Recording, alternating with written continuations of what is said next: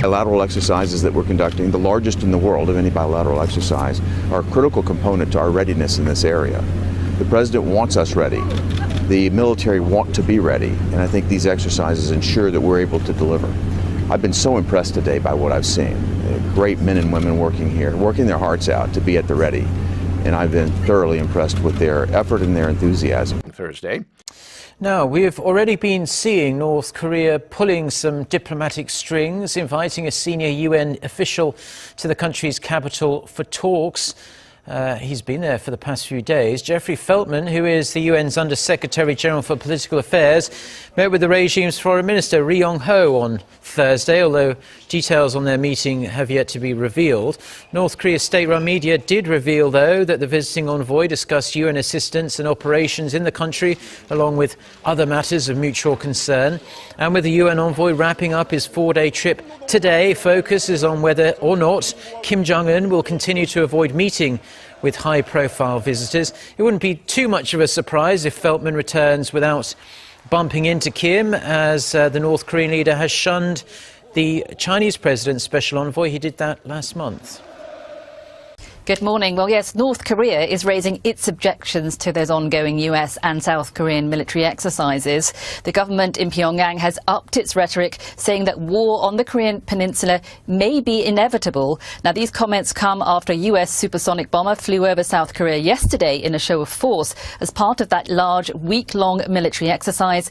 More than 200 aircraft taking part, including American fighter jets. Now, South Korea's military says this is to demonstrate a capability to respond to any threat from the north.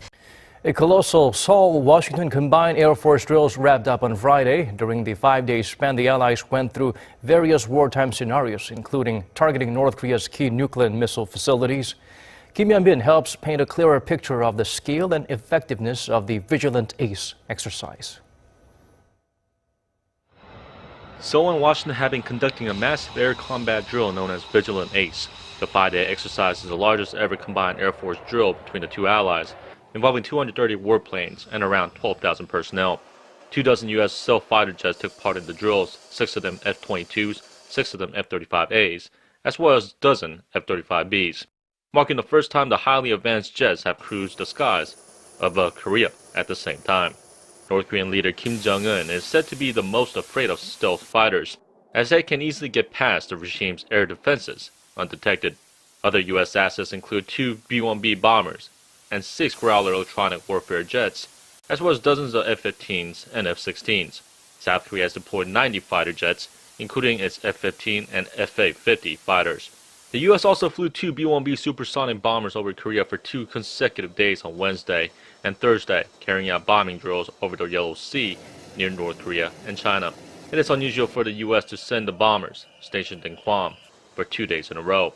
Their exercise was simulated to target key North Korean facilities, including nuclear and missile sites. The U.S. and South Korea this week conducted large-scale Air Force drills, which they say were aimed at making North Korea enter talks to abandon its nuclear and missile programs. The exercises simulated bombing runs of North Korean targets and included nuclear-capable B-1B bombers. Pyongyang lashed out at the war games, warning the U.S. they risk armed conflict.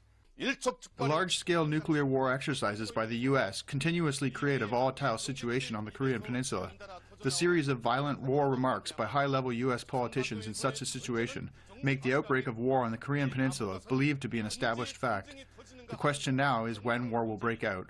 China has called for the U.S. to halt the drills together with a suspension of North Korea's nuclear and missile tests, the so-called freeze-for-freeze proposal. We hope all relevant parties can maintain calm and restraint and take steps to alleviate tensions and not provoke each other. The outbreak of war is not in the interest of any side. The ones that will suffer the most are ordinary people. Seoul rallies this week called for an end to the U.S.-South Korea war games and dialogue without preconditions. A UN official visiting Pyongyang Thursday met with North Korea's foreign minister and other government officials. Russia recently suggested Pyongyang seeks direct talks with the U.S. Continue on the Korean peninsula even as a top UN official visits Pyongyang. North Korea says a large joint military drill between South Korea and the United States has made an outbreak of war on the peninsula an established fact. According to a statement issued through state-run KCNA news agency, a spokesman said the remaining question is when will the war break out? We do not wish for a war, but shall not hide from it. The regime is issuing the warning as a U.S. B-1B aerial bomber flew over South Korea as part of Vigilant Ace. That's this week's joint U.S.-South Korean aerial exercise involving hundreds of warplanes, including an unusually large number of the latest generations of American stealth fighter jets. It also came as a senior UN diplomat, Undersecretary General for Political Affairs Jeffrey Feltman, held meetings with North Korean Foreign Minister Ri Yong-ho. And provocations could be in the pipelines as it tries to gain bargaining power with the United States. That's the assessment coming from the Defense Ministry during a year-end meeting with senior commanders nationwide.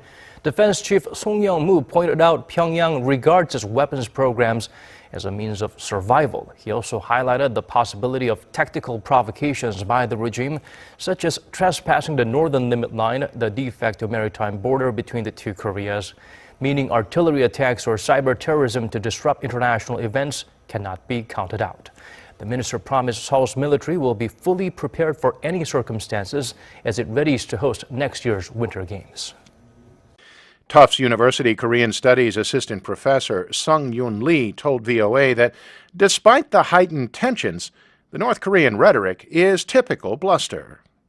Right now, it makes sense for North Korea to ratchet up the rhetoric again and to create war paranoia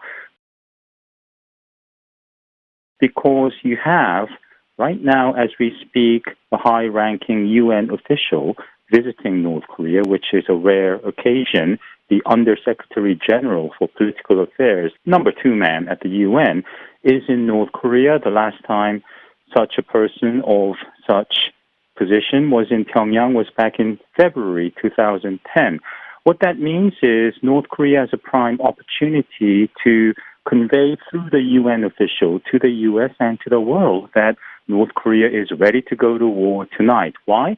Because of repeated threats by the Trump administration. Therefore, the messenger will be inclined to tell the world that the U.S. should de-escalate as to thwart war, which basically means making more concessions to North Korea. Sun-Young Lee of Tufts University does not see Feltman's trip as a prelude to UN mediation, but rather as setting the stage for another possible provocation. Lee said that 1 month after Feltman's predecessor, Lynn Pascoe, visited North Korea in 2010, Pyongyang was blamed for destroying a South Korean corvette and killing 46 sailors. He said it is quite possible that before his traditional New Year's Day address, Kim Jong-un will engage in yet another provocative act.